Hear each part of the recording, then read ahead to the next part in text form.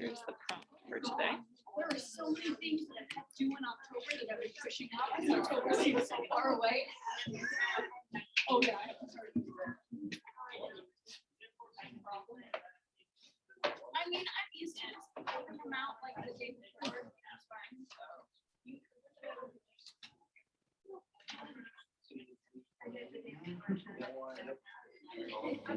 Well, I always do pretty good, but I'm one of those. I don't know what that's still right now. So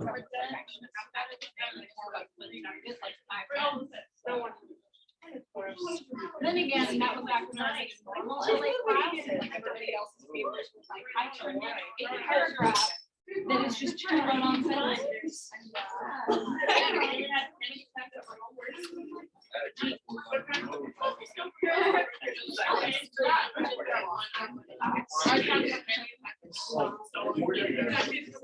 right, remember, start lesson from everyone stop there, your paper out.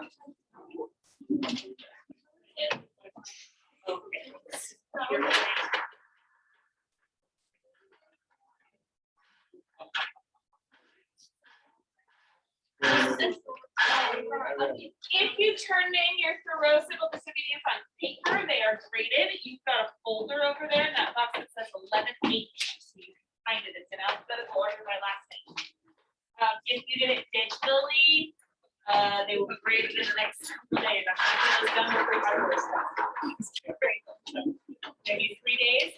So if you want to do rewrites on those, I'm going to let you back till October 8th. I'll let you back till October. Speaking of end of quarter date and end of deadlines, September 30th is coming up pretty quickly. So if you've got any late work or rewrites you're wanting to do from September, it's got to be in by September 30th at midnight. You got it. You got this.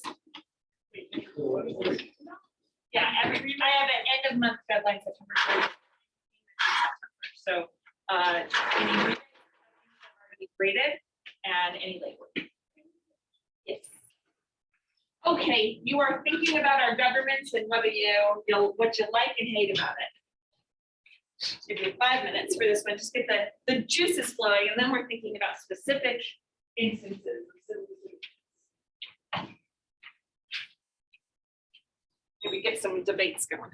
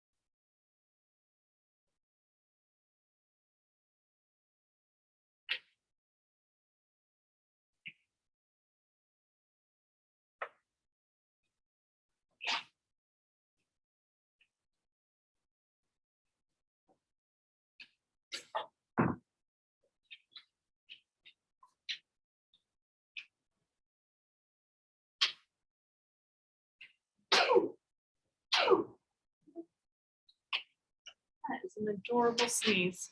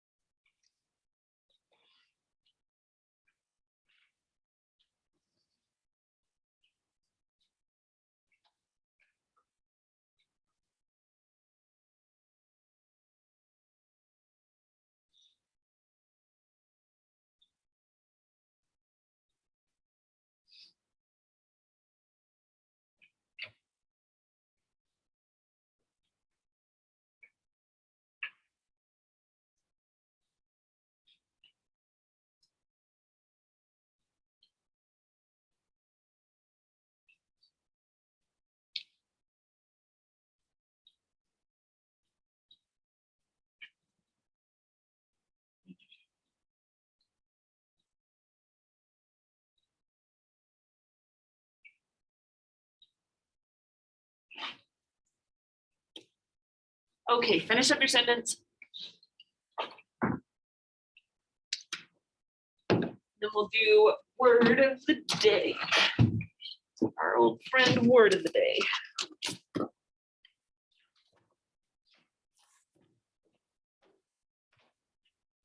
Hey, how are your braided heart essays coming along? Your braided essays. How many of you have started at least on the personal story part? Oh, good for you. That's awesome. Yes.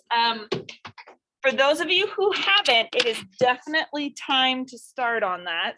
If not past time, because they're due for you guys October 5th.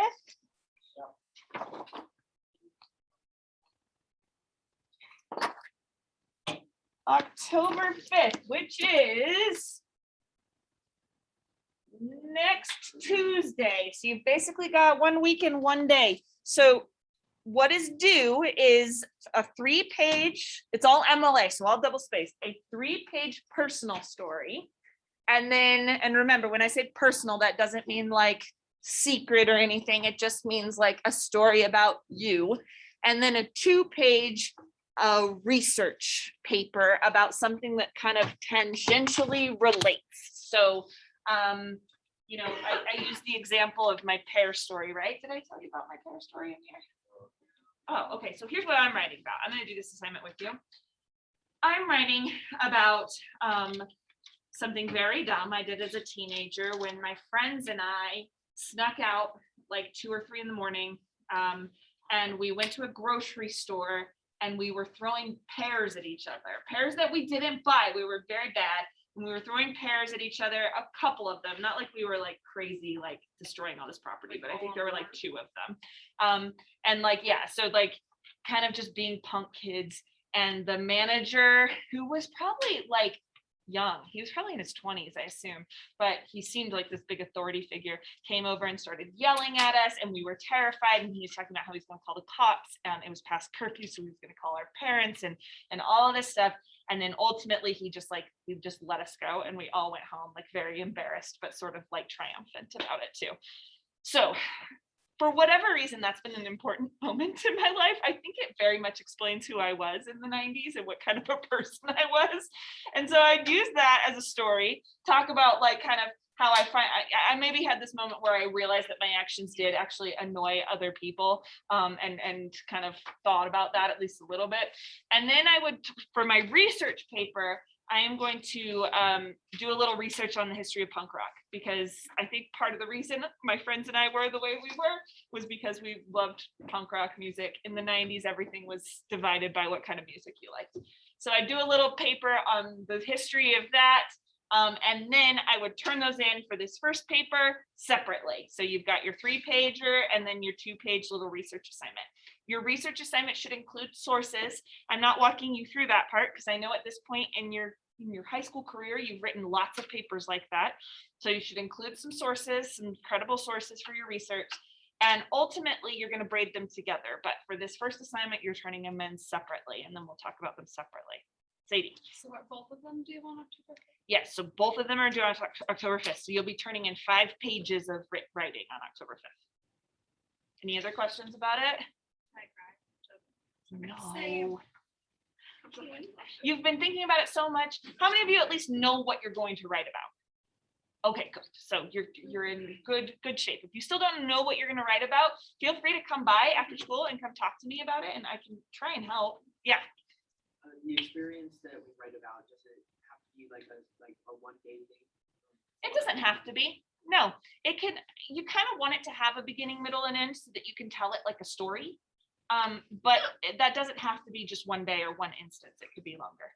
Yeah. My only sources are from the 60s. Is that okay? Yeah. Okay. Yep. It doesn't. I'm not gonna make you have. It's just going to be harder. So Harder to find. harder to find and harder to like cite. Oh, what kind of sources are they? They're like newspapers from the 60s. Oh, okay. If you want some help doing archival stuff, you can come see me. I can show you how to do that on like our databases and see if we can get to that. I totally get why that would be tough, but there is MLA. There's a way to cite newspapers in MLA that will fit with newspapers from any time. So it won't be hard to cite do the actual citations. All right. Okay. Any other questions about that before I move on? All right, we're gonna do our word of the day backwards. I am going to, I'm gonna write the example first. You just copy down the example with me and we'll figure out what the definition is. So our word is anaphora or anaphora. Sorry, word first, example, definition next. You see what I mean? Okay. All right, so you're writing this under example. This is from a famous speech called I Have a Dream. It says, go back to Mississippi. Go back to Alabama. Okay, you're writing this down as an example with me, right? Go back to, well, you should be. South Carolina. There we go. I'm gonna start shortening the states. Go back to Louisiana. Let's not. Go back Oh, to the slums and ghettos.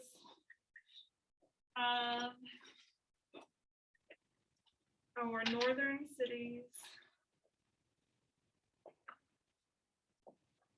Knowing somehow the situation can and will be changed. Okay, very long. So this is Martin Luther King Jr. From his I Have a Dream. Which part, can't you read? Knowing that somehow. You can't read that, what? It's like a doctor's handwriting. Yeah, I was gonna say, it's like when a This doctor did this. situation can and will be changed. It says ghettos of our northern cities. Sorry, I was writing so fast. This says knowing.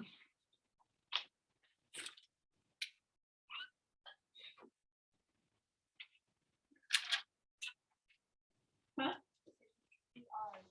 Yes, that's right.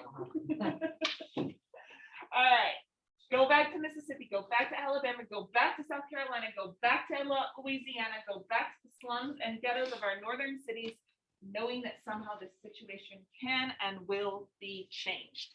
So what do you think the definition is of an anaphora? What, when you read this sentence, what stands out to you in structure? Walker?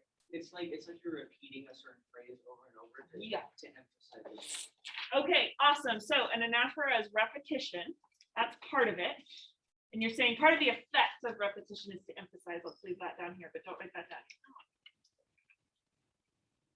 All right, so repetition is part of the definition. Where does the repetition take place in this sentence? The beginning of phrases. Go back to. So anaphora is, sorry, I'll use a darker pen. Hopefully this one works. Repetition at the beginning of sentences or phrases. Repetition at the beginning of sentences or phrases, that's the definition. All right, so Walker told us one effect of this, which is emphasis. Yeah. Diacope. So diacope is just repetition over and over again with, it can have very few words in between. So I always use Bruce Springsteen for that. Born in the USA, I was born in the USA, born in the USA, I was born in the USA, just like over and over again. Whereas anaphora could have lots of words in between, but the repetition is always happening right at the beginning of the phrase or the sentence. Yep. So go back to is the phrase that's repeated over and over and over again here. Walker pointed out that this is to emphasize that phrase. I think that's important. Why else would Martin Luther King use anaphora in this idea? To make a point. Okay. Why use anaphora to do that? Because it gets it in your head. Okay, good. So I think anaphora is often about memory too, about remembering a certain phrase. Sadie? Schiller's about everyone in the country. Okay, good. So now we're starting to get to what he's repeating. So that the idea applies to everyone in the country. But he doesn't quite talk about everyone. He's talking about Mississippi, Alabama, South Carolina, Louisiana. What do these states have in common? They have long names. They're all the South. Yes, we've got the South, and then we get slums and ghettos of the North. So we get a little bit of the North. What particular thing is it talking about in the North, though? Okay. Okay, good. So the reason is because of segregation.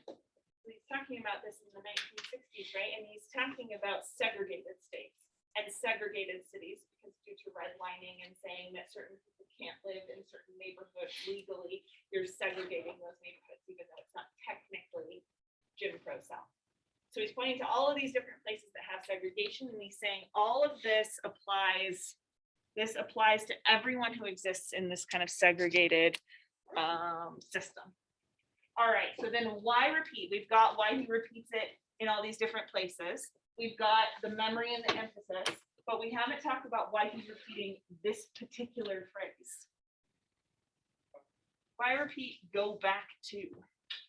When I think of go back to, I'm thinking they'll go back to their home and talk about this. Okay, good. So it's about spreading information then. And that's really important here, spreading the information to all these different places. Cameron? feels though, as he's telling everyone to go back to the specific places they lived, he's also pointing out the fact that these are the only places that we belong, just proving a point that this isn't right. Interesting. I love that idea. So it's sort of like you have to go back to these places because your movement is kind of restricted. Not kind of, is absolutely restricted. And so these are the places that you can go to. So it's like you might have come here having this sort of hopefulness that we're going to change the world, but we haven't yet. Is that kind of it? And so it's sort of like still work to be done. Evan? It's sort of like a call to action. like, Yeah. Go back here and get ready for some changes and to be a part of it. Yeah, I love that. So it's a call to action, and it's a call to action to create kind of cooperation among people. So we kind of think of what this situation was. So that I have a dream speech delivered in Washington, D.C. All of these thousands and thousands of people came to attend that speech. So you had people who were so committed to a cause that they were like, yes, I will travel from like the hardest place to get to in Mississippi all the way up here to Washington, D.C. to hear your message about change. So these are people that are looking for that call to action. They want somebody to tell them what to do next, I think. I think they're like, okay, I've done this step. Now what do I do next? And he's saying, okay, here's what you can do. And he repeats that call to action over and over again. He's like, you can go back, and that sounds like Oprah. You can go back and you can go back. But like each individual can have this sort of plan. So it gives them this purpose, right? But then you look at what it is telling them to do. Go back, knowing that somehow this situation can and will be changed. So I think Evan's right. It's like, go back and wait for the next step, right? As a call to action, how do you feel about this last part? Knowing that somehow the situation can and will be changed, what are they actually supposed to do? Help things to change. Okay, so maybe it's to help things to change, right? But he doesn't give them any sort of steps for how to do that. He's not like, go back and like get arrested, fighting for your rights, or go back and start marches. He just says like, all you can really do is like, no, at this point. It's kind of like I think for someone who wants to act, it's kind of a bummer of a thing to say, like, know that you be optimistic. That's basically what the call to action is. Go back home, be optimistic. Yeah, Isabel. Maybe because he knew that his speech was going to be so influential for other people, Yeah, and that people will get the message and maybe they'll start to change. So when they go back to visually change. good.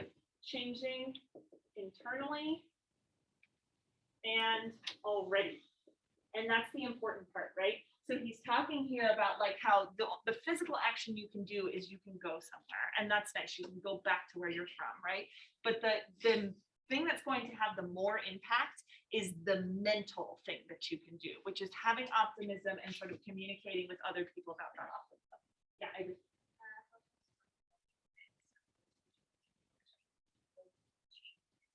That part that will be changed for the better.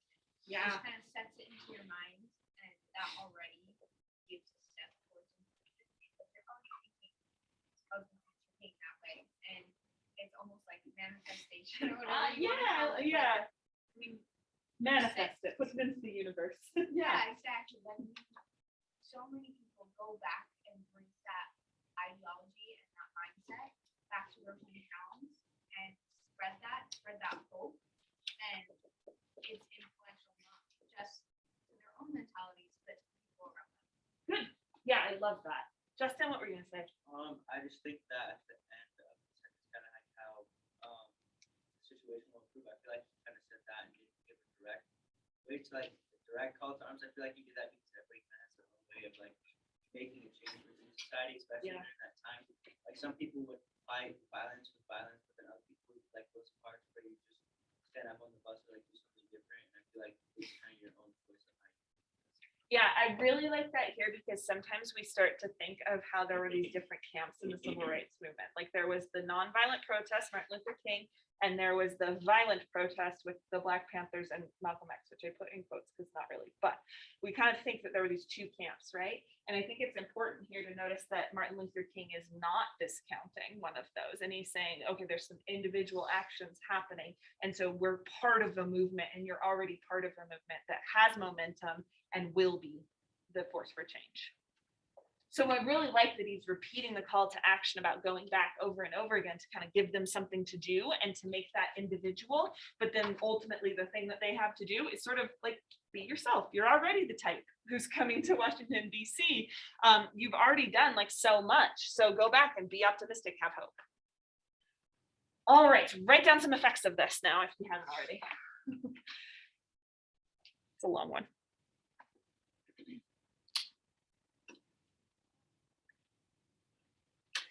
And you'll just have to trust me, there's an anaphora and Thoreau, but I don't feel like going through it right now, so. Just look for it when you want. It's about how it's the people who did things, not the government. Probably like October 10th. Yeah, right at the end.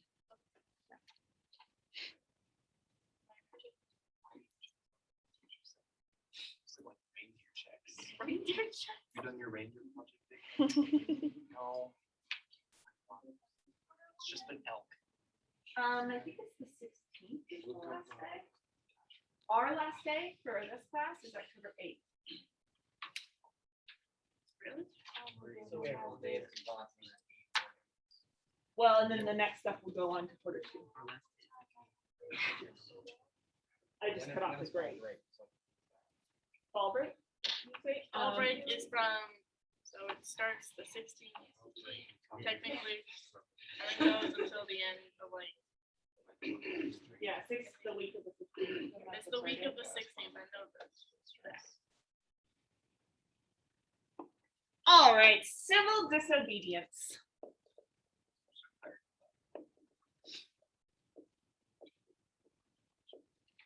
Let's just figure out what it means first. So we talked so much about the specifics of the argument last time. Let's just like nail down, what does civil disobedience actually mean? What is the definition of being civilly disobedient? Riley? Some way of not conforming to what would be seen as civil or good society. Okay, not conforming to society. I do think that's a huge part of it. Megan, what were you gonna say? Kind of simple one that. Okay. Okay, Ammon? It's about disobeying your government. Okay, good. Disobeying the government, which means that a big part of this is that the action needs to be illegal. Disobeying the law. So when people go and they protest, but they get like a permit to protest, like you appeal to the government and say, hey, we want to have our environmental protest today, and you get the permits and there's police there with barriers set up and all of that, Thoreau would not call that civil disobedience. That is protesting, that's being a little friction. He would call it friction to the machine, but that's not civil disobedience yet. Sadie? He means civil, not as in like calm, but civil as in like civilian. Yes, civil equals civilian, and I think a lot of times we think of civil disobedience as in like polite, right? But he would not say it has to be like violent or anything. He's just saying like that's not the thing. It's conflict among civilians and their government. Yeah, Elena? Okay, good. So it can be peaceful protesting. But do we want it? Peaceful protesting. But it can also be violent protesting. And it can be both. Like, it doesn't have to be one or the other either. Yeah, Cameron. Yeah. What would you do? Just leave the school. What does he say about, yes, you totally can. Obviously, you're a free person. You can do whatever you want to do. But what would he say about the consequences? Yeah, you gotta deal with the consequences still. I'll get nailed this quarter. Because a huge part of it is that the consequences can be the most powerful part. So like, it's great not to pay your taxes, but it's even better to sit in jail because you're not paying your taxes, because now you are like using that consequence to like show everyone else of the power of this. Okay, I want to have a conversation really quickly. No, you know what?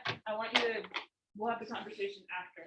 I want you to do an evaluation now of some civil disobedience. So, let's have you in your normal groups that you work in. You're gonna make slides, so you need your Chromebooks.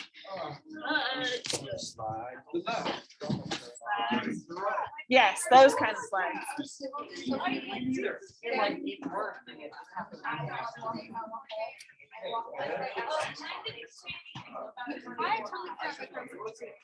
Oh, well, your group you can help your group by adding your input, but they can type. Okay. Your group was kind of skimpy here. Is it just you this time? Yeah.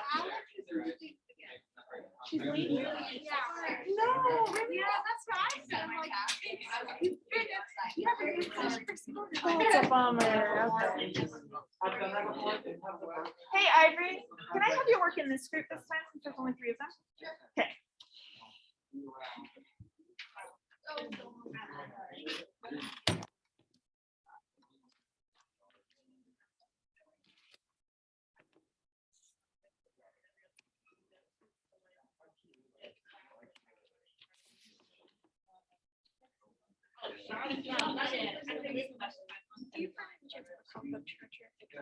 I don't, but the library has a bunch of chargers if you want to go grab one real quick. Okay. In between though, you can check one out from them. I have a 504. Okay. With the greatest message, could I get like a 5 Yes, the only issue is we're doing peer reviews on it. And so I would need you to have somebody that could peer review it. What day do you hear? We're peer reviewing it on the 5th. Okay. So what you could do is you could just use that day as a work day where you're working on it in class. And then if you have a friend or a family member who is willing to do a peer review for you, do you? Or, yeah. okay, then that would be okay with me. But if you could show me on that day that you actually have started it, then I feel a lot better about it. Okay. Okay, so that sounds good then. Uh-huh.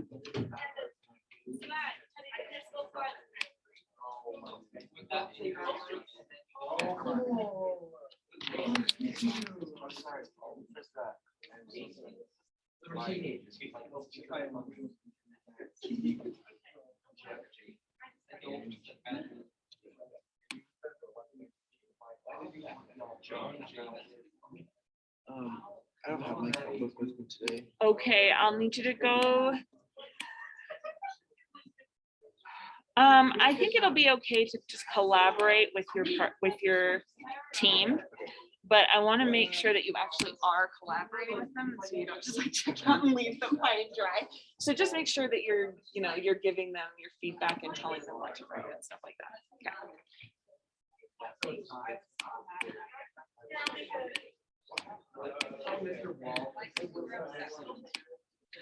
All right, you're gonna need to refresh Canvas to find this. It's under today's module, which is right here, and it's called Civil Disobedience Slides.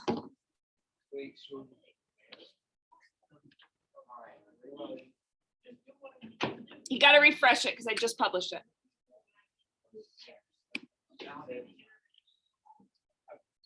Okay, and once you get in there, you're gonna open this Google Doc.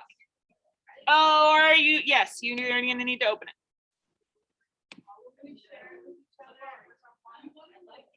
All right, now, in your groups, you're gonna be making presentations about one act of civil disobedience. Most of these are recent, not all of them are recent though.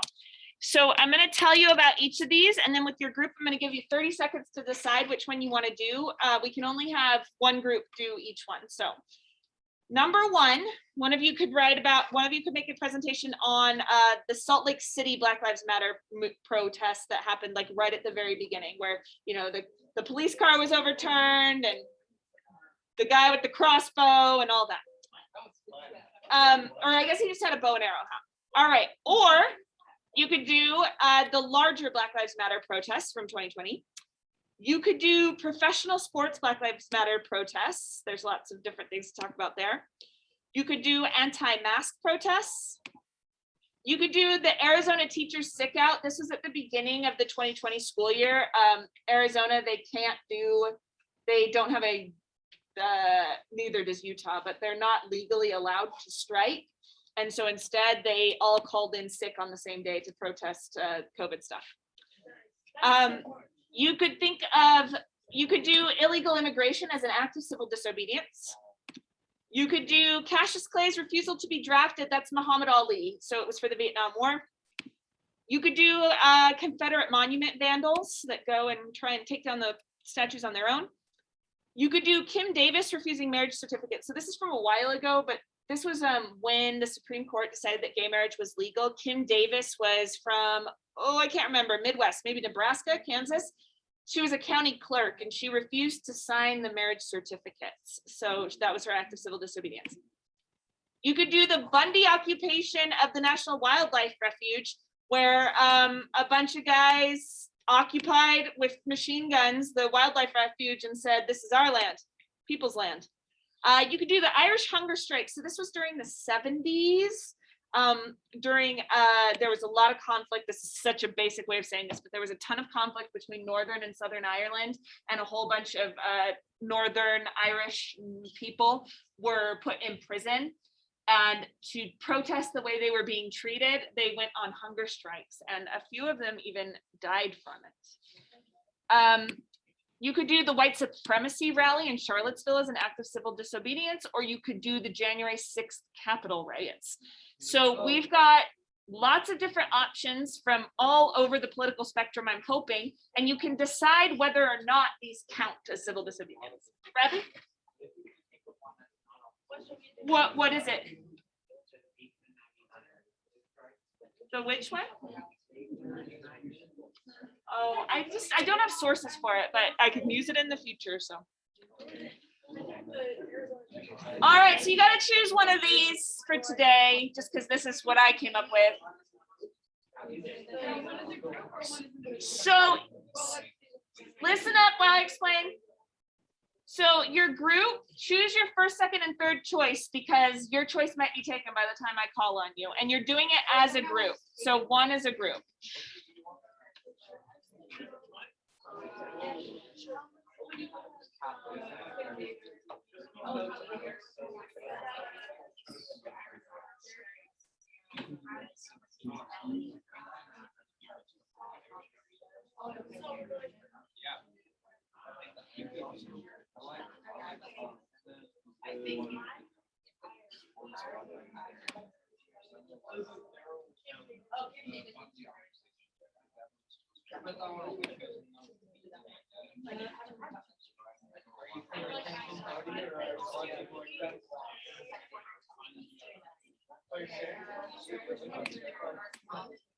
All right, 10 more seconds to decide. Have a couple options in case yours gets taken.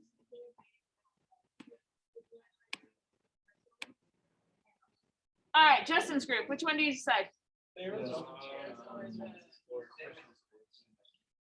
Wait, you haven't talked about it yet? Oh. Oh, okay, which one's your top one? Which one? All right.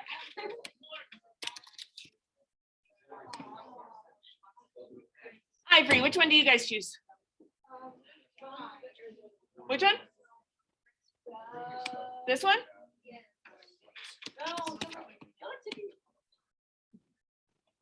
All right, Isabella's group. Which one do you choose? It's your. All right.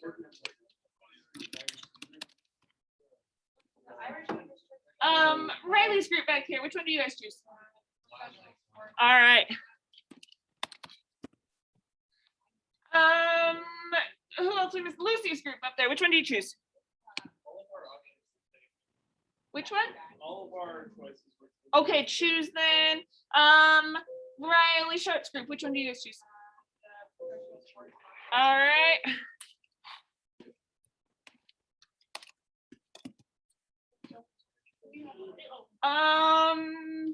Reagan's group. Which one do you choose? January 6th. Dane's group, which one do you choose? And then Lucy's group, do you guys have another option? Yeah.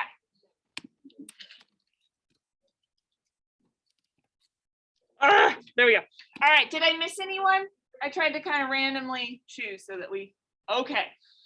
So what you're gonna do is you're gonna click on the link and try and read the article. Of course, the school has decided to block some of these at this point. So if you can't find, if the article is blocked, if you just Google information about this, you will find it. I think the one that's blocked is the Cassius Clay one.